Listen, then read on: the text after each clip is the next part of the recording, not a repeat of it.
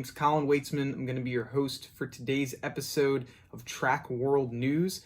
And boy, oh boy, do we have a lot of things to cover. Actually, a little upset that we have so many things because I'm not going to be able to get to a few items. So we're going to have a dedicated episode towards a few things, but we'll get into that in a minute.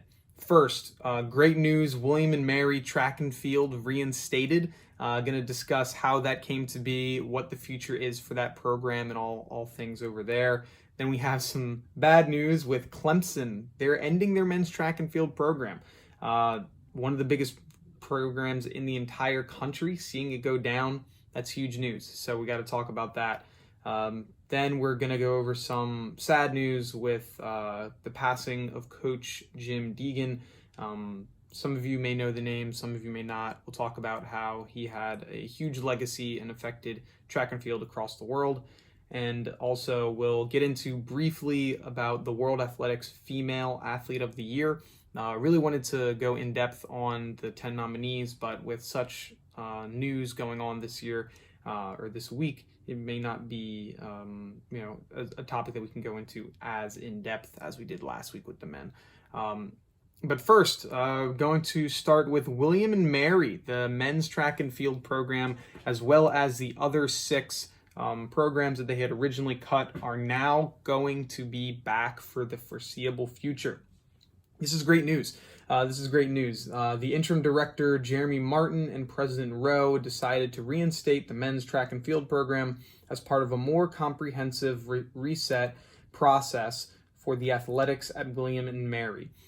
So what does this mean for the sport? First, this is great that they're bringing it back. All of those athletes with Save the Tribe track and all that good stuff. It's great to see all of that hard work coming back to bringing this team, because it's a huge program. It's a really great program, and to see that it was possibly going to go and that we brought it back, that the team brought it back, alumni, fans, student athletes, people that didn't even go to the school were supportive of bringing this team back and coming to continue moving forward as a program is huge. It's great to see the community coming together. We saw something similar happen in other sports with, UAB, University of Alabama, Birmingham, with their football program. 4 or 5 years ago when they were going to collapse, and the alumni of that school and all that stuff came together and said, no, we're not going to let you, just destroy our program. Similar thing just happened here with William and Mary, and so it's great to see. They're both were mid-major schools. I'm not sure. I guess you could say William and Mary might be a little bigger. UAB might be. Depends on who you ask. But it's great to see that that's coming back, and I'm glad that we're here. Save the Tribe track, fantastic. But this is not it. As they mentioned, this is going to get us through next year. They realize that, hey, we don't want to make such huge adjustments to our program and saying we're canceling it right now. At the end of the year, they're going to take a look and what they can do in order to maintain their programs. Because there are 2 issues that they mentioned that they had.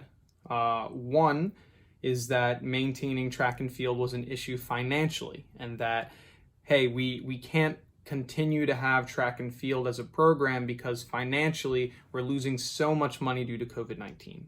And so since we're losing so much money, we're not going to be able to continue to fund this program.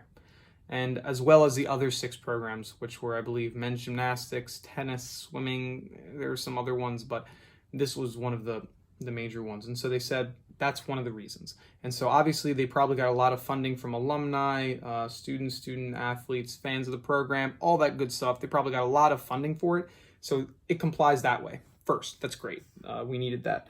Second issue is that they mentioned that William and Mary currently does not comply with Title IX standards. So first, what is Title IX?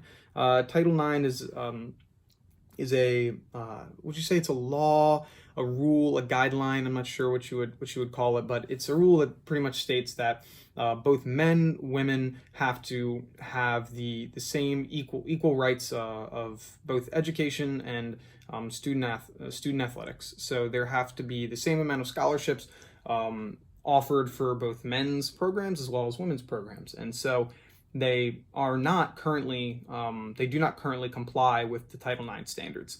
William and Mary doesn't. And their issue is that they have too many men's school scholarships there.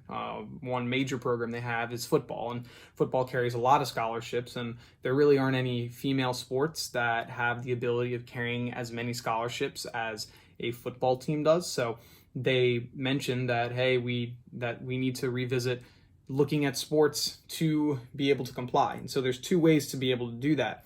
One would be cutting men's sports so that they all are at an equal barrier. So cutting men's sports so then the men and women's sports that are active are equal. A second one that they could do is by adding more female scholarship sports. And obviously, adding more female scholarship sports, while it would be great because you have more student athletes, it's going to be difficult, especially when finances are tough. So what they're going to be doing is taking a revisit and seeing how can they do this so that they are complying by 2022, 2023. That's when they want to be able to be compliant.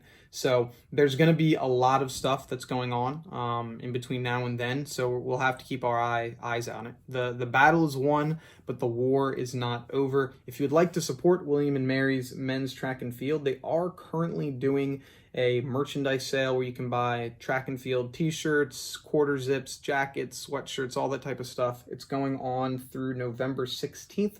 So if you want to get some of that, go on the website. You can do that. Then on the flip side, it's crazy because it was on the exact same day, probably like within an hour or two that this happened. Clemson track and field announced that they will be canceling their men's indoor, outdoor, and cross country effective at the end of the 2020-2021 year. The director of athletics, Dan Rakovich, sorry if I've said your name wrong, said, quote, "After careful analysis, we concluded that discontinuing our men's track and field program is in the best long-term interest of Clemson athletics. This decision impacts incredible student athletes, and we know how hard they work and the effort and pride they take in representing Clemson University." So this is huge because Clemson is obviously one of the biggest premier programs across all sports. I mean, not anymore because they just lost, but they're one of the top football programs in the country. They're just ranked number one. They have a huge athletic budget, obviously. I mean, they're paying their college coach over $9 million for football. And if we look at the track and field side, I mean, they have a very decorated program. Since it came into fruition in 1953, they have 23 ACC team championships, 16 individual NCAA champions, 22 Olympians, and 4 Olympic gold medalists. And that's just to announce a few of the things that they have. They have coaches coming in internationally, they have athletes coming in internationally, and they have one of the most diverse teams in athletics right now on their campus. They have an extremely diverse team, whether it seems as if they have people from all over the country and all over the world, which is fantastic, and aids to more diversity within a campus. So it's awesome to see, and it's really sad to see that they're now just continuing it. What they had mentioned is that they're doing this in order to save money annually. So the men's track and field program, they stated, costs about $2 million to continue every single year. And this year, they mentioned that they're expected to lose $25 million they're supposed to have a $25 million resource shortfall, whatever that means, this year. That's obviously because of football. They're not having full stadiums. Basketball will most likely not have full stadiums, and whatever type of sponsorship deals they might have been losing out on because of those. And since track and field obviously isn't a revenue generating sport, you got to cut it somewhere. And it's unfortunate to see that such a decorated program is going to be taking the brunt of this, especially because just in 2016, they resurfaced their track. They put in a lot of money into building this program up not too long ago.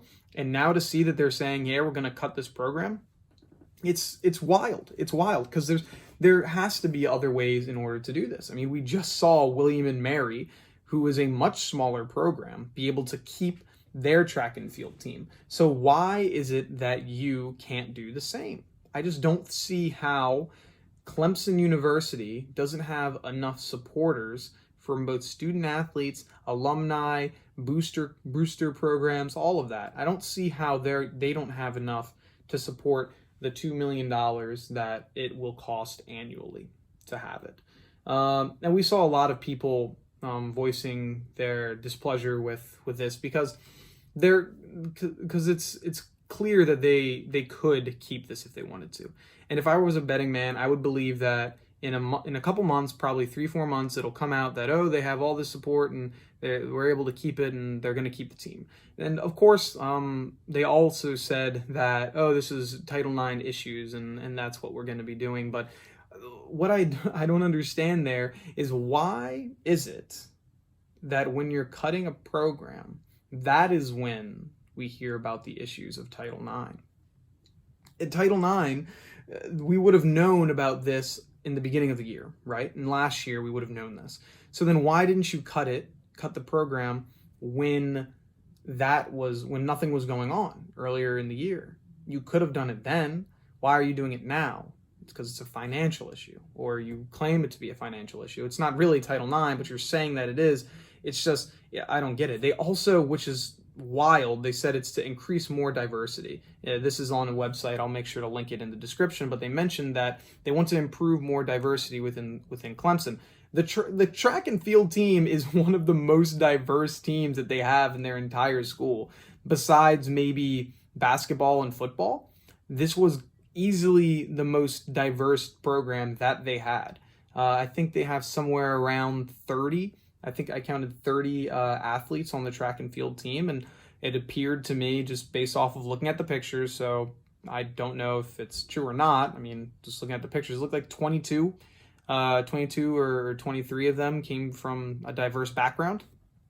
And so they already have that diversity. And so it's a shame for both the current student athletes and any students that are prospects and were planning on going, because they're premier program. So now they're going to have to look for other schools if they want to continue to compete. The best thing that they have is they will be honoring the scholarships and the coaches' contracts throughout their undergrad. So if there are any student athletes that decide, hey, I like Clemson, I don't want to go somewhere else, they're going to keep their scholarships, which is good. So if you're looking on the bright side, I mean, that's good, I guess you could say. But we're going to definitely be keeping up with this. There seemed to be a big outcry from the track community on this thing, especially since it's such a huge program. I wouldn't be surprised if we see something very similar to William and Mary. I believe we saw a lot of hashtags Save Clemson Track, very similar to Save Tribe Track. I'll make sure to link it in the description if you would like to read more about that. Then next, so as I mentioned, this is a topic that I definitely want to go more in depth on in the future episode, barring that we don't see a lot of news going on at once next week. It's the Female Athlete of the Year. So last week we saw that the men's top 10 was released on who will be the first nominees for the Athlete of the Year. Now the women just came out this past Friday. We have the top 10, and then these will be whittled down to top 5 by November 15th. Half the vote is going to be coming from the World Athletic Committee, and then the other half of the vote will be coming from you, the fans. So if you have any of these runners or athletes that you would like to move on to the top 5, make sure you get your votes in before November 15th so they can get in. This is also very interesting because I believe it's the first year, or one of the first years, that an American is not in the top 10. So we're out of it this year. We didn't crack it. There was a very talented year for it being such a wild year, coming from international waters. So we'll have to take a look at that. First, we have Femke Bol from the Netherlands, 400-meter hurdler. She's a national record holder. She got the national record this year in the 400-meter hurdles. Then we have Lezenbet Gidey from Ethiopia. She got the world record in the 5K this year. Sifan Hassan from the Netherlands. She has the world record in the hour race, so she ran the farthest over an hour for females. Did the same when Mo Farah did it this year, so that's also very interesting. Then we have Perez Chichir. I'm sorry if I'm butchering these names. I'm trying my best. She got the world record in the half marathon this year. Then Faith Kipyegon from Kenya as well. Perez is also from Kenya. She has the national record in the 1K this year. Laura Meir, she also from Great Britain. She also got the national record in the 1K. Helen Oubre, she was a 3-time Diamond League champion this season. Yilmar Rojas from Venezuela, she is the triple jumper indoor world record holder. Elaine Thompson Herrera from Jamaica, she went undefeated this year in the 100. She won 2 out of her 3 events in the 200 as well, so she had a very dominant year in the sprints. Abel Yashene, sorry, that was a difficult one. Ethiopia, she also had a half marathon world record for only women's race. So there's a lot of great talent, and you'll see that Kenya is here a lot. Kenya has 3 out of the 10 coming from Kenya. They did very well this year, especially for being such crazy season. So if I were to guess who I think is going to be moving on, first I believe Gidey is going to win. I think that she's the favorite 5K world record holder. She's the I guess if you include the triple jump, even though it's indoors, she's the only one that got a world record in an Olympic event. And she has the possibility of being the youngest to ever win it since Sonia Richards-Ross in 2006. She's 22. And so if she could take it home, that'd be impressive. So my 5 that I am predicting moving on to the top 5, I have Gidey, Hassan, Jepchirchir, Rojas, and then Yasane. Sorry, I'm trying to get better at these names, but those are the 5 that I think are going to be moving on. 4 of them won or got the world record this year, and so I mean there were 4 world records taken this year, at least in these top 10, and so I think all 4 of them will move on, and then the next one that I have moving on that didn't get the world record. Who was it? It was Rojas, right? No, Hassan. Yeah, no, all 5 of them did. Oh, I'm sorry. I thought that only 4 of them did. No, all 5 of them did. That's my bad. My math was wrong. So yeah, that will be coming out November 15th. We'll see who moves on from the men and the women. Should be interesting. Now, last story of the day. So it was a very tragic day for me, especially within the Mount track and field community. So for those that don't know, Coach Jim Deegan, who was a former head coach and one of the premier coaches in the decathlon, he passed away over the weekend at 87 years old. He coached Mount St. Mary's University, which is in Emmitsburg, Maryland. For those that don't know, Division I program, for over 50 years. He's, as I mentioned, he's an internationally known decathlon coach. He's coached some of the greatest to ever do it, and he really brought the decathlon to a much wider known name face. He's had some of the greatest runners in running history, and to bring them to a small town of Emmitsburg, Maryland, there are many universities, not even that, there are probably many high schools that are bigger than Mount St. Mary's and are even probably bigger than Emmitsburg itself. It's a very, very small town. And he brought some of the greatest talent to ever run the track from not just the United States, but internationally as well.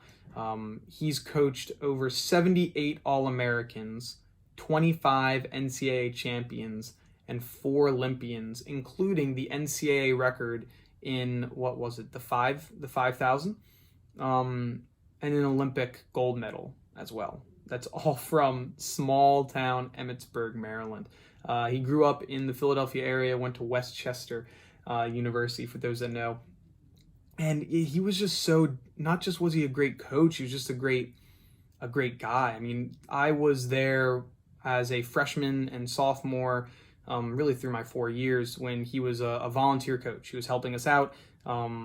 He was in his 80s, and it was so crazy to see how his love for the sport and how much he knew, and his movement too. Like, there would be times we had meets and he would be running down, not jogging, not walking. He'd be running down the runway to make sure he could catch your step. This is like an 82, 83-year-old man at the time running down the runway to make sure that he can catch your step. He was just super into the sport. Obviously, he'd been doing it for such a long time, and he was super dominant. He had a huge impact on people's lives. There was a time where he had, for 20 years straight, so almost for my entire life, he had at least one All-American in 26 consecutive years. He could coach, man. And as I mentioned, like, yeah, he had one of the best people, especially during the 80s. 1987 was probably his best year. He had 16 All-Americans and 5 national champions on one of the smallest schools you could ever see. Seeing 16 of them go All-American, 5 national champions, just insane. Coached what one would say would be the greatest race of all time. If you Google it, you might be able to find it. It was a DMR where we actually captured the world record in the DMR. They came in third in the Penn Relays in 1987 with Dave Lashimbo, Rono, Kip, and Charles Chariot.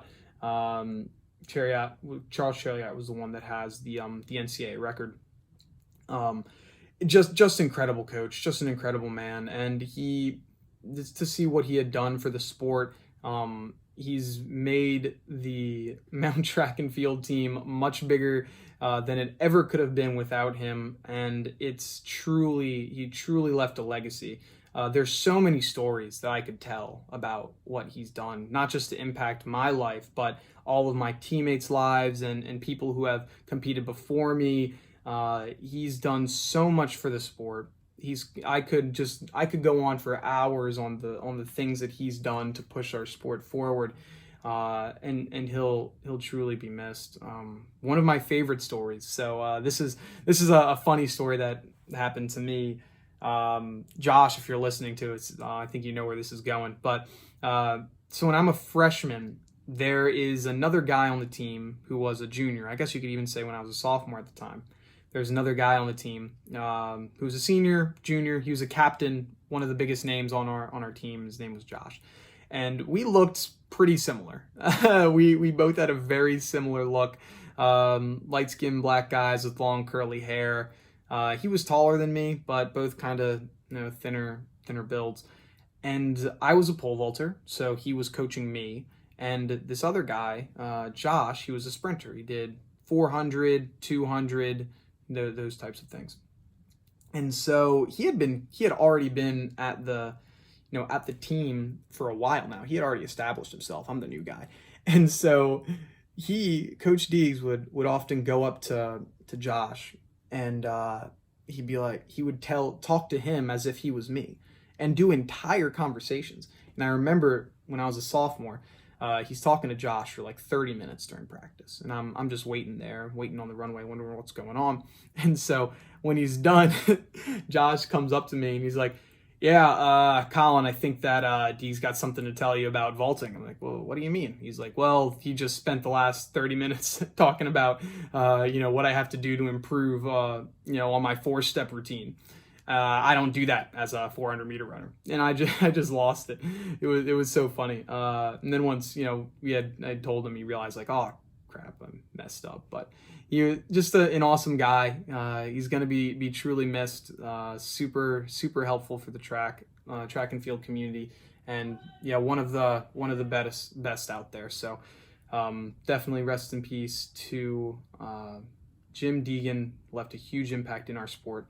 And I'm sure the stories will be pouring in sometime after this. So thank you very much.